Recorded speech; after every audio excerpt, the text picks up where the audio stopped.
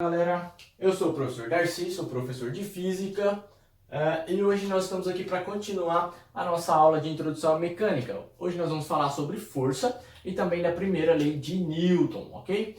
Força, galera, é uma grandeza vetorial. Nós utilizamos força para acelerar, para deformar, para equilibrar os corpos, ok? Como assim, professor, acelerar os corpos? Vamos lá. Imagina que eu tenho um bloco deslizando sobre uma superfície plana aqui, ó, com uma velocidade constante, ok? Uma velocidade constante. E aí eu vou nesse bloco, tá? E faço uma força nesse sentido aqui, ó, ok? Imagina assim, se eu fizer uma força nesse sentido, então, o que acontece com o bloco? Ele passa a ganhar mais velocidade, eu acelero esse bloco, ok? Ah, professor, mas e se eu fizer uma força contrária?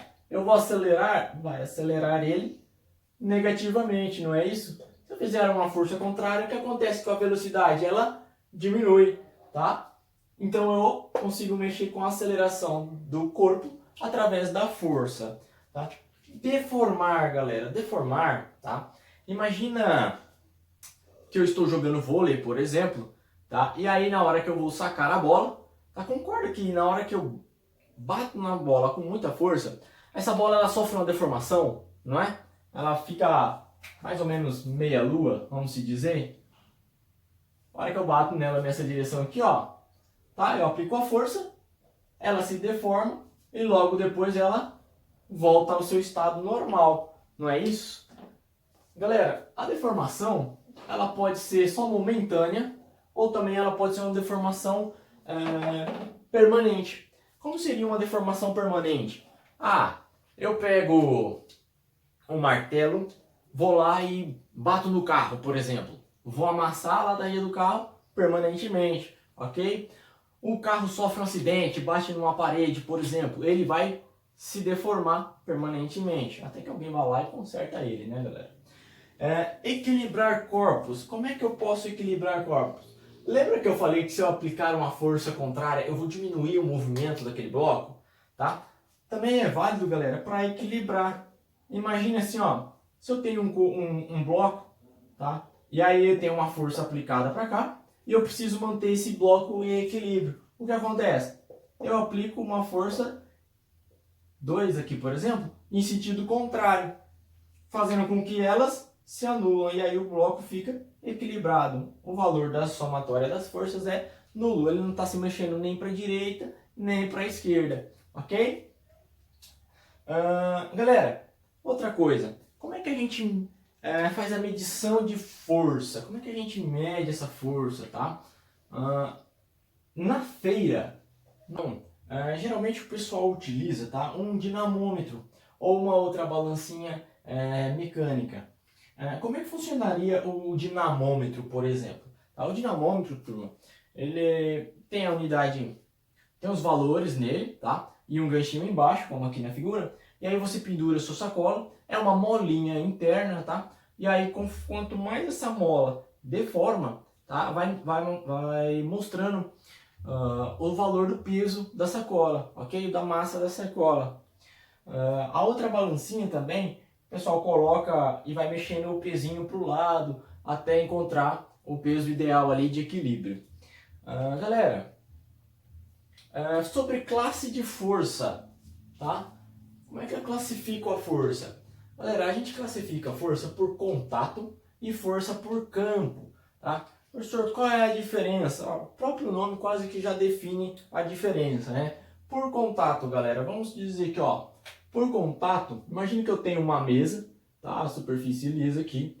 Eu teria, se eu tivesse um movimento desse bloco, tá? Eu teria em contato uma força chamada força de atrito, ok? Entre a superfície do bloco e a mesa, tá? Mas também, se ele não estiver em movimento, tá? O bloco está exercendo uma força peso, assim como a mesa está exercendo uma força normal, tá bom? Então, galera, forças de contato, tá?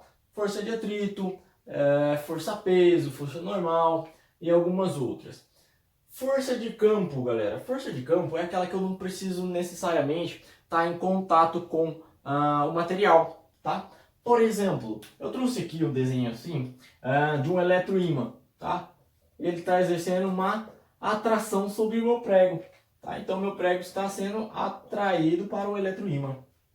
Ou então, de repente, ele está repelindo o ímã, o prego, quer dizer, tá? Galera, outra força de campo, tá? Aqui no caso a gente chama de força de campo magnético. Também tem a força gravitacional, que é a que a gente está mais comum ao nosso cotidiano. Qual seria ela?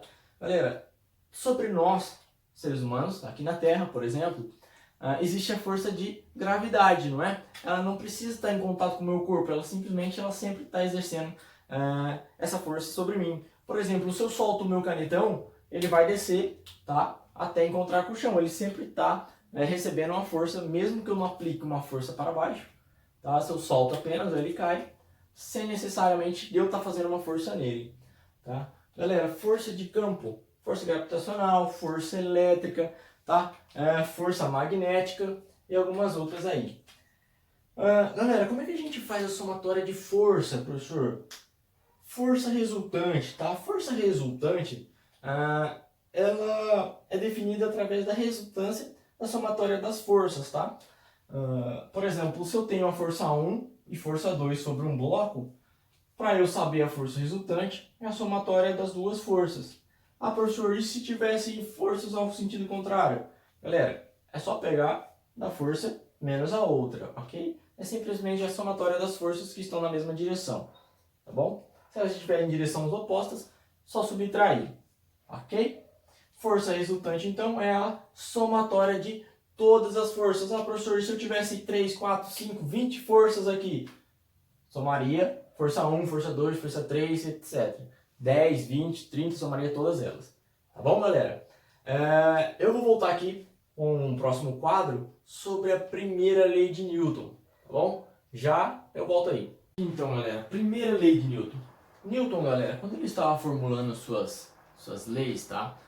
E seus teoremas, ele começou a fazer alguns experimentos, tá? E na primeira lei dele, ele determinou, nós conhecemos ela como inércia, lei da inércia, tá? Onde ele conseguiu constatar o que?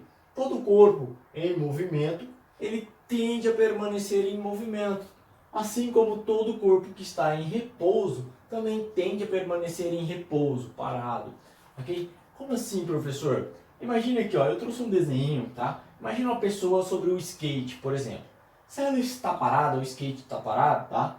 Vem uma outra pessoa qualquer, um amigo, e chuta só o skate, tá? Chuta só o skate. O que acontece com a pessoa? Ela tá parada. Imagina que o amigo chutou o skate, galera, ó. Opa.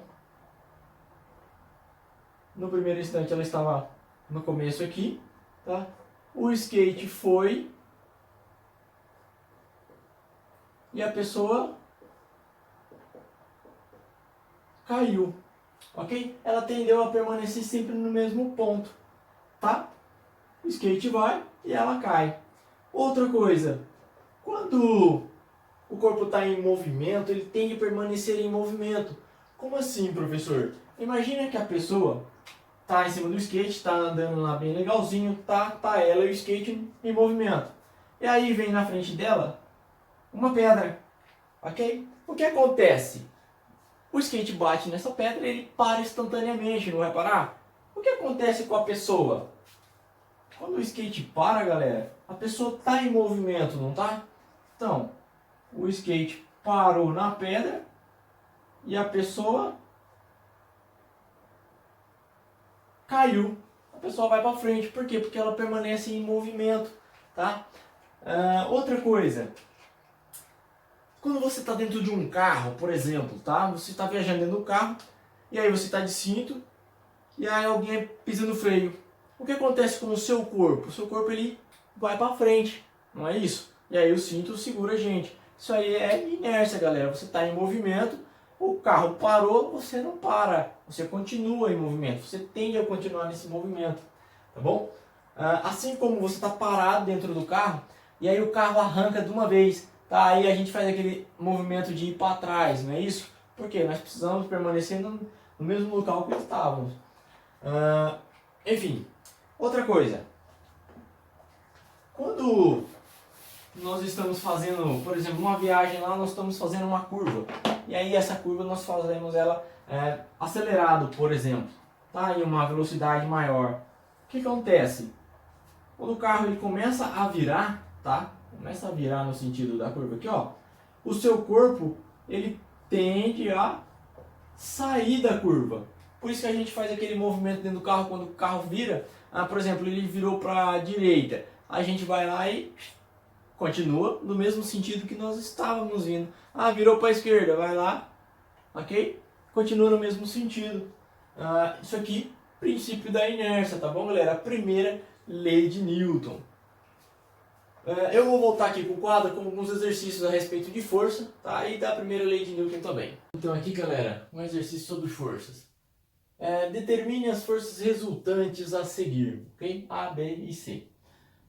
Na letra A diz o seguinte: eu tenho uma força 1 de 3 newtons, força 2 de 5 newtons, e elas estão, galera, no mesmo sentido e direção, ok? Então como é que a gente faz a força resultante? Força resultante é igual a F1 mais F2. Força resultante é igual a 3, não é isso? Mais 5. Força resultante, então, é 8 newtons. Tranquilinho. Professor, para onde aponta o vetor dessa força resultante agora? Olha lá, galera. Está no mesmo sentido, direção as duas forças? Logo, a resultante, ó, também vai ser naquele sentido e naquela direção. Ok? Vamos aqui na letra B. Na letra B, eu tenho duas forças opostas, uma oposta à outra. Tá? Como é que eu calculo a força resultante aqui? Força resultante, galera, é a somatória das forças, não é isso? Só que, ó, se eu tenho 10 newtons para lá, 5 newtons para cá, concorda que se esse bloco está em movimento para maior força? Então, galera, simplesmente eu faço isso aqui, ó, 10 menos 5. Força resultante, 5 newtons. Para onde vai apontar essa força resultante, galera? Olha só. Força resultante aponta para onde está o bloco. Ok? A maior força está apontada para lá. Então a força resultante aponta para lá. Agora aqui na letra C, galera, é um pouco mais complexo, tá? Na letra C a gente precisa retomar a nossa aula de vetores lá do comecinho, tá? Lembra quando eu tenho dois vetores e eles estão perpendiculares entre si, um ângulo de 90 graus, ok? Quando eu tenho isso aí, eu aplico Pitágoras para resolver, não é isso? Então vamos lá. Força resultante, então, passa a ser 3 newtons a força 1, ó, 3 newtons, mais a força 2, 4 newtons, certo? Só que Pitágoras diz que a força resultante ao quadrado vai ser igual a 3 ao quadrado mais 4 ao quadrado.